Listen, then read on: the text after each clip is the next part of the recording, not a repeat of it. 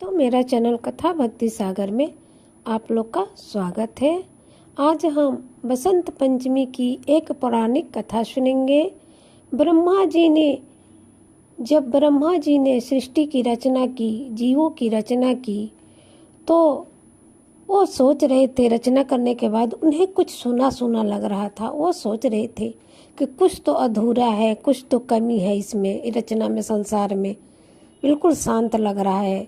तब ब्रह्मा जी ने अपने कमंडल से कुछ जल को हथेली पर लिया और विष्णु जी की स्तुति करने लगे। उसके बाद विष्णु जी उनकी स्तुति सुन के प्रकट हुए। तब ब्रह्मा जी ने विष्णु जी से सारी अपनी जो दुविधा थी वो बताई, कही कि इस संसार में मुझे कुछ कमी लग रही है। तब विष्णु जी ने आदि शक्ति दुर्गा माँ को याद किया, आवाहन किया। तब वहाँ पर दुर्गा माता प्रकट हुई। तब विष्णु जी ने दुर्गा माता से ब्रह्मा जी की दुविधा को कहा और कहा कि इसका कोई उपाय बताइए। तब दुर्गा माता के शरीर से सफ़ेद एक तेज उत्पन्न हुआ और माता के शरीर से जो उत्पन्न हुआ वो एक चतुर्भुज नारी के रूप में बदल गया। यह स्वरूप एक चतुर्भुज नारी की थी, जिनके एक हाथ में बीना, दूसरे हाथ में वरदान की मुद्रा, आशीर्वाद देने की मुद्रा में थी, और बाकी दो हाथ में पुस्तक और मालाएं थी।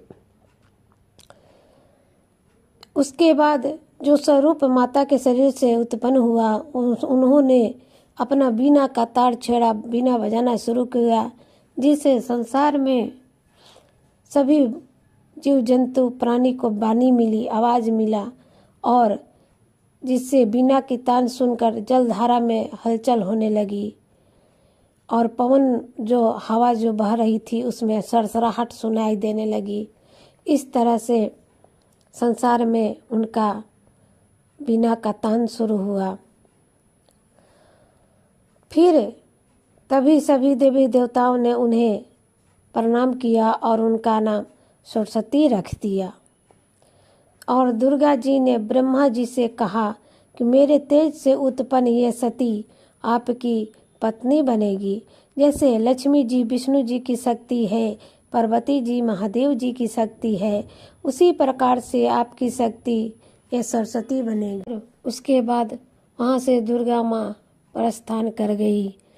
तो शारदा माँ को, सरस्वती माँ को शारदा, विद्यादानी, बहुत सारे नाम, पुस्तक धारणी, बहुत सारे नामों से इनका पूजन किया जाता है।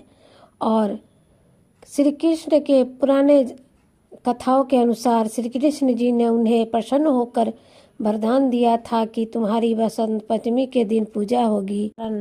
माँ को बसंत पंचमी के दिन सरस्वती माँ की पूजा होती है। बच्चे लोग जगह जगह मूर्ति रखते हैं, इनकी पूजा आराधना करते हैं, क्योंकि ये विद्या की देवी है। तो बच्चे लोग ही इन्हें ज़्यादा इस त्यौहार को उत्सव से मनाते हैं। जय हो माँ सरस्वती की।